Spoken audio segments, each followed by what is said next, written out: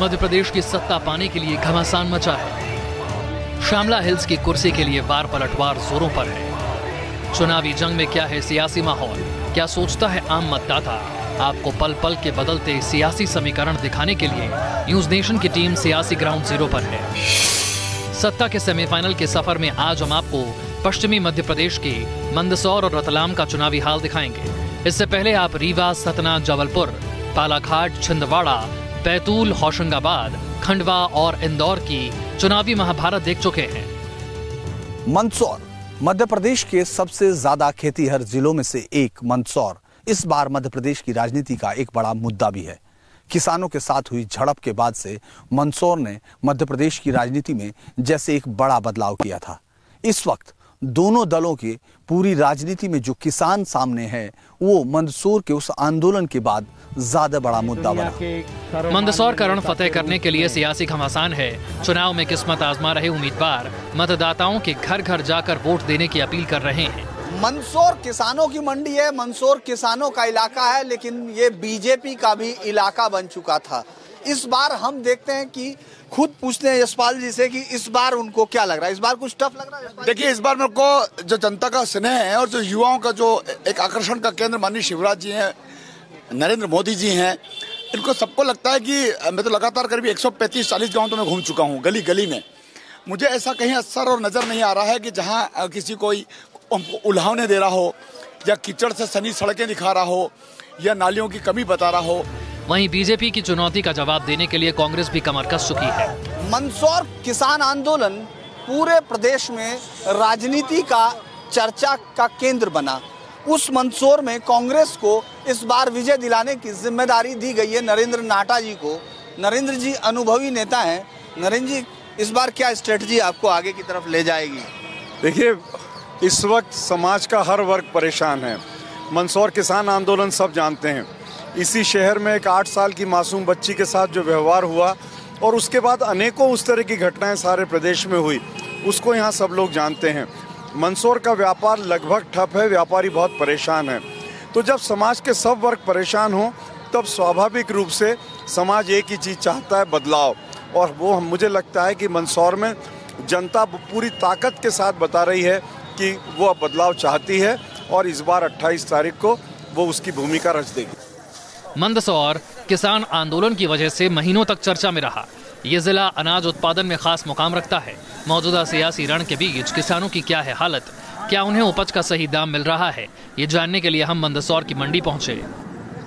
इस वक्त हम मंदसौर में हैं, जिसको मध्य प्रदेश की बड़े ऐसे शहरों में गिना जाता है जहां एग्रीकल्चर प्रोडक्ट सबसे ज्यादा होते हैं, यानी खेती पर आधारित एक ऐसा शहर जिसकी खेती की चर्चा देश के बाहर तक होती है। हम लोग वहां इस समय प्याज की मंडी में हैं। प्याज इस समय किसानों के घर से बाहर, खेतों से बाहर आकर मंडी में है। इसके रेट क्या है ये इनसे पूछ लेते हैं। इनके घर कितना पैसा जाएगा ये खुद बता देंगे, और आखिर इसमें सरकार का क्या रोल है इस पर भी समझने की कोशिश करेंगे। क्या रेट चल रहा है आपके यहाँ? ये 4 रुपए किलो तक बिक रहा है। 4 रुपया किलो तक? हाँ। अच्छा, और ये रेट अच्छा है? बहुत कम है। बहुत कम है? हाँ। कितना लागत हमारी कम से कम 30 रुपए तक है। 30 रुपया पर केजी। तो ऐसा क्यों हुआ? 4 दिन से बाहर पड़े जी। 4 दिन का खर्चा जोड़ो आप, एक काश्तकार का 4 दिन से आप यहीं पड़े। 4 दिन से? हाँ। अच्छा, मैं 4 दिन से तो बाहर रह गए और 2 दिन अभी अंदर आए हैं। 2 दिन अंदर हो गए। और आप बोल रहे हो कि 4 रुपए बिक रहे हैं ना प्याज, पोटास के 600 रुपए के 900 रुपए कर दिए इन्हें। आज क्या दे इसको? 900 रुपए का देगा तो 4 रुपए बिक रहा है, क्या कमा रहे हम? सरकार कहाँ है आपकी? कोई सरकार नहीं। सब ये किसान अन्नदाता बताते हैं जरूर, मगर जानवर से बेकार समझ रहे हैं लोग। मंदसौर में किसानों ने बहुत लंबी लड़ाई लड़ी जिसमें जाने भी गई। आपको लगता है उसके बाद कुछ सरकार का ध्यान किसान की तरफ आया? इतना नहीं हुआ साहब, कुछ नहीं हुआ किसान नहीं हुआ। लोगों ने, किसानों ने अपनी जान भी दी तो भी कोई उनको कोई फर्क नहीं पड़ा किसान को। 1 करोड़ देंगे तुम्हें, किसान को मार के हरे कोई 1 करोड़ देगा क्या?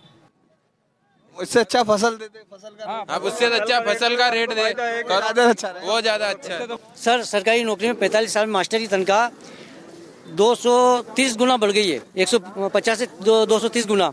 लेकिन किसानों की मात्रा है 19 गुना बढ़ी है। वही गेहूँ जो मिलता था उसका 19 गुना कुल मिला है। अभी 40 कुंटल लगभग होता है पैदा एवरेज कम ज़्यादा कर 40 कुंटल हो जाता है। और अगर ये 2 रुपये किलो अगर बिकेगा तो किसान क्या मरेगा, क्या करेगा, वो आत्महत्या करनी है। अगर हम आज की बात करें जो प्याज का रेट है उससे क्या लगता है कि किसान को कुछ मिल रहा होगा? आप खुद कुछ नहीं मिल रहा है किसान को सर, क्योंकि गवर्नमेंट की नीतियाँ खराब है। इंपोर्ट कर ली है अभी प्याज, गवर्नमेंट ने इंपोर्ट कर ली है, और चाहे तो एक्सपोर्ट कर सकती है, गवर्नमेंट पर इंपोर्ट कर रही है किसानों को गला काटने के लिए। मंदसौर की पहचान अफीम की खेती के लिए भी होती है। अफीम की खेती, इसमें कितनी लागत आती है और इससे होने वाले मुनाफे की क्या है हकीकत, आप खुद सुन लीजिए। जब ये बड़ी हो जाती है तो उसके बाद इसमें जब वो अफीम वगैरह लेते हैं तो टकाई वगैरह उसके लिए, फिर उसको लेने के लिए वहाँ पर भी मजदूरों की ज़रूरत होती है। तो हर चीज़ में मजदूरों की ज़रूरत होती है। मजदूर महंगे? मजदूर सर बहुत महंगे पड़ते हैं किसानों को इसके लिए। और इसकी एक्चुअली देखा जाए अभी जो इसके रेट मिलते हैं, बहुत सी बार किसानों ने प्रयास भी किया है, ज्ञापन भी दिए हैं। मंदसौर के सियासी रण के बीच हम आस्था के दर पर भी पहुंचे। मंदसौर से करीब 100 किलोमीटर दूर धमनार के धर्मराजेश्वर मंदिर और बौद्ध गुफाओं की शिल्पकला देखते ही बनती है। मंदसौर से लगभग 100 किलोमीटर के दूर जब आप यहाँ पहुंचे तो आपको लगेगा कि रॉक कट मंदिर हैं जो 6वीं 7वीं शताब्दी के हैं। बेहद खूबसूरत मंदिर। जब आप पहुंचते हैं अभी उनकी हालत ये जो दिखाई दे रही है ये भी ये बताती है कि कितने खूबसूरत अतीत के ये गवाह हैं, ये जिंदा गवाह हैं जो ये बताते हैं कि यहाँ किस तरह का शिल्प रहा होगा। यहाँ शर्मा जी इसको देख रेख कर रहे हैं। शर्मा जी, कितने मंदिर हैं इसके? यहाँ पे सीमा जी 7 मंदिर हैं, एक बड़ा मंदिर है सीमान। ये बड़ा मंदिर, ये मेन मंदिर है? हाँ, ये मेन मंदिर है सीमान। यहाँ पे किसकी मूर्ति है? यहाँ विष्णु भगवान वो भोले शंकर की मूर्ति रखी हुई है अंदर। ये अंदर और जी। इसमें जो प्रांगण में कौन कौन से मंदिर हैं? ये एक तो है क्या पंचदेवी की मूर्ति है सीमान, और जो एक मूर्ति है क्या विष्णु भगवान है ना, मतलब बाल रूप में लेटे हुए हैं।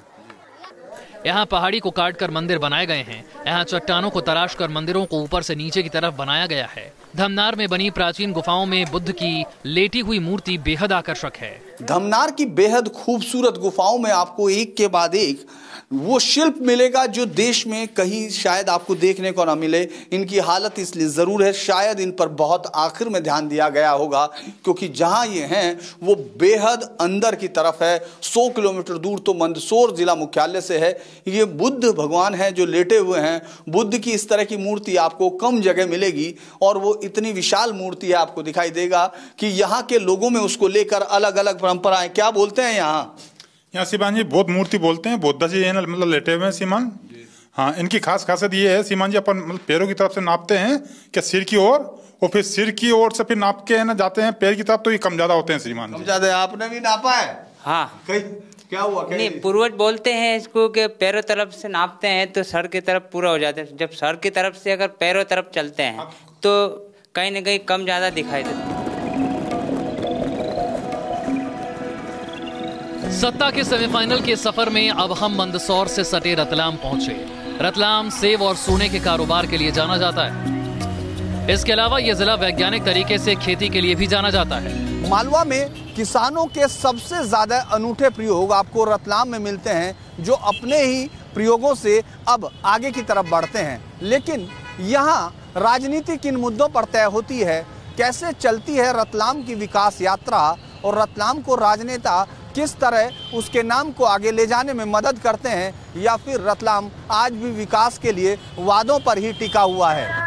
रतलाम में भी चुनावी जंग जोरों पर है। यहाँ भी कांग्रेस और बीजेपी के बीच कांटे की टक्कर देखी जा रही है। बीजेपी के सबसे मजबूत गढ़ों में से माने जाने वाले रतलाम में किस तरह बीजेपी इस पूरे चुनाव को ले रही है, जब कांग्रेस कह रही है कि वो इस बार की सबसे बड़ी चुनौती है। इस इलाके में हम पहुंच रहे हैं, राजेंद्र जी से पूछते हैं। पांडे जी, क्या लग रहा है, चुनौती कुछ बड़ी है क्या? किसी भी स्थिति में कोई चुनौती नहीं है यार। कमाल हो रहा। मामा हमें यार पक्का मकान बना करके दे रहा है। गांव में 2.5 लाख रुपए दे रहा है, यहाँ पर अब शहर में 2.5 लाख दे रहा है, गांव में 1.5 लाख दे रहा है। यार मकान बना करके जो दे दे, गैस का कनेक्शन जो दे दे, सस्ता अनाज दे दे। वहीं सियासी जंग में इस बार कांग्रेस भी एड़ी चोटी का जोर लगा रही है। रतलाम कांग्रेस के लिए एक ऐसी सीट है जो हमेशा चुनौती भरी मानी जाती है। कांग्रेस को यहाँ से सीट निकालना किसी चक्रव्यूह भेदने से कम नहीं। और इस बार जिसको ये जिम्मेदारी दी गई है, प्रेमलता दवे जी। प्रेमलता जी, आपको लगता नहीं ये बहुत बड़ी चुनौती है आपके लिए, क्योंकि लगातार बहुत अरसा हो गया लोगों को कांग्रेस के किसी कैंडिडेट को साइन किए हुए जीत के उस पर?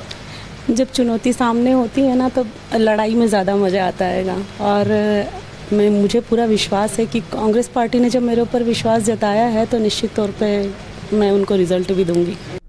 रतलाम की फिजाओं में किस तरह का सियासी रंग चढ़ चुका है, इसकी बानगी हमें यहाँ के एक चौराहे पर देखने को मिली। रतलाम में अगर हम लोग अलग अलग हिस्सों से होके आए, किसानों की बातें सुनी, समाज के अलग हिस्सों की सुनी, लेकिन चौराहों पर क्या चर्चा है, रतलाम किस तरह इन चुनावों को देखता है, विकास को देखता है, उस पर बातचीत करने के लिए यहाँ रतलाम की एक जगह पर हम लोग हैं, जहाँ हम लोगों को कई लोगों से बातचीत करनी है। निश्चित ही रतलाम में बदलाव की बाहर है। भारतीय जनता पार्टी शिवराज सिंह की चौहान की सरकार के नेतृत्व में बहुत ही डेवलपमेंट मध्य प्रदेश के रतलाम में भी हुआ है। सड़कें कैसी हैं आपके शहर? सड़कें 4 लेन चारों तरफ नए आयाम में बन रही है, क्योंकि ड्रेनेज सिस्टम के कारण कुछ सड़कों का काम नहीं हो पा रहा है। जैसे ही ड्रेनेज सिस्टम का काम पूरा होगा, वास्तव में सड़क रतलाम की बनेगी। रतलाम की पहचान एक कारोबारी शहर के तौर पर होती है। यहाँ का फूल कारोबार देश भर में जाना जाता है। यहाँ से आला किस्म के फूल विदेशों तक सप्लाई किए जाते हैं। रतलाम को किसानों ने एक और पहचान दी है। रतलाम फूलों का शहर बन गया। यहाँ से फूल देश भर में जाते हैं। फूलों की इस मंडी में हम लोग किसानों से समझने की कोशिश करते हैं कि फूलों से लोगों के घरों में जिंदगी में खुशबू आती है, लेकिन क्या किसानों को ये खुशबू महसूस होती है? क्या उनको फूलों की इस मंडी से इतना पैसा मिल जाता है कि ये दूसरी फसलों से ज्यादा अच्छी फसल? क्या चल रहा है अभी फूलों के आपके व्यापार में? मतलब कमजोर चल रहा है फूलों का व्यापार, तो कम चल रहा है। कम चल रहा है। क्या ये दूसरी खेती से अलग कैसे है? यहाँ हाथों हाथ पैसा मिलता है। अच्छा, हाथों हाथ। पर इस साल रेट कम मिला, इसलिए रेट कम है फूलों का। हाँ, इसलिए नुकसान हो रहा है। अभी पिछले 2 साल से नुकसान हो रहा है। पिछले 2 साल से ये पूरा लगातार बाजार नीचे गिर रहा है। बिल्कुल। क्या हुआ? ऐसा क्यों लग रहा कि रेट नीचे जा रहा है? क्या हुआ? अब देखो, कच्चा माल है, रुकता नहीं है। अब क्या पता, आगे बाजार नहीं रहता, इस कारण से नहीं होता होगा। अच्छा, मतलब आगे का बाजार, आप आगे का बाजार तो कुछ पता नहीं चलता, रेट वहीं खुलता बस रेडी है। आगे के हिसाब से यहाँ व्यापारी खरीदते हैं माल। क्या होता है इसके लिए? सरकार अलग से आप लोगों को कुछ मदद या कुछ ऐसे? बिल्कुल ही नहीं है, सरकार की कोई भी मदद फूलों के उस पे नहीं है। फूलों के लिए ना कोई सुविधाएं हैं। हमारी तो कोशिश यही है कि हमें सरकार जो शासन द्वारा अच्छी मंडी आधुनिक बना के दी जाए, ताकि उसमें कोल्ड स्टोरेज भी हो, ताकि किसान का माल और व्यापारी का माल 1-2 दिन रुक सके। अगर आप रतलाम में हो और यहाँ के सेब की बात ना हो, ये कैसे हो सकता है? सेब कारोबार की हकीकत जानने के लिए हम एक दुकान पर पहुंचे। रतलामी सेब अपने स्वाद के लिए पूरी दुनिया में पहचानी जाती है। जहाँ भी लोग यहाँ से स्वाद के साथ जाते हैं तो रतलाम का नाम हमेशा याद रखते हैं। आखिर क्या खास बात है रतलामी सेब में, और क्यों इसको पूरी दुनिया में अपने स्वाद के लिए जाना जाता है? क्या रतलाम में क्या मतलब ऐसा क्या इस नाम में है जो आपकी सेब में? देखिए सर, ऐसा है, रतलामी सेब हिंदुस्तानी नहीं पूरे विश्व में रतलाम के नाम से सेब पहचाना, गांव हमारा शहर पहचाना जाता है। यह पूरी नमकीन नगरी है। आपको यहाँ से ट्रांसपोर्टेशन की क्या हालत है? क्योंकि कहते हैं कि ट्रांसपोर्टेशन होता तो आप और ज्यादा व्यापार करते हैं। आप बिल्कुल सही कह रहे हैं। रतलाम में ट्रांसपोर्ट की सुविधा इतनी अच्छी नहीं है, इतनी व्यवस्था जितनी इंदौर में है। इंदौर पूरे इंडिया से जुड़ा हुआ है। रतलाम को भी अगर कहीं भेजना हो तो वो पर्टिकुलर इंदौर भेजेगा, इंदौर से वो माल ट्रांसफर होकर फिर जाएगा। सियासी घमासान के बीच हम शहरी इलाकों से उन गाँवों की तरफ गए जहाँ वैज्ञानिक तरीके से अंगूर की खेती की जाती है। क्या नमस्कार, क्या ये मतलब अंगूर की खेती ये कब से शुरू कर दी है रतलाम में? रतलाम के अंदर, रतलाम जिले में अंगूर की खेती का इतिहास पुराना है। यानी 1980 के समय से अंगूर की खेती यहाँ पे हो रही है। टेबल ग्रेप्स जो तो खाने वाला जो अंगूर होता है, उसकी लाइफ कम होती है और उस पर बीमारियाँ बहुत ज़्यादा आती है। और जो वाइन ग्रेप होता है वो एक जंगली पौधा है और वो काफ़ी सहनशील है। अगर बहुत ज़्यादा अतिवृष्टि हुई, अति बारिश हुई, अति गर्मी हुई तो वो सहनशील है। अब हमको हमारा नज़रिया चेंज करने की ज़रूरत है। लोग सोचते मैं इंजीनियर बनूंगा, मैं सीए करूंगा। मैं एक्चुअली सीए कर रहा था, अभी मेरा सीए फाइनल का एक ग्रुप क्लियर है, लेकिन अभी मैं खेती की ओर आकर्षित हूँ।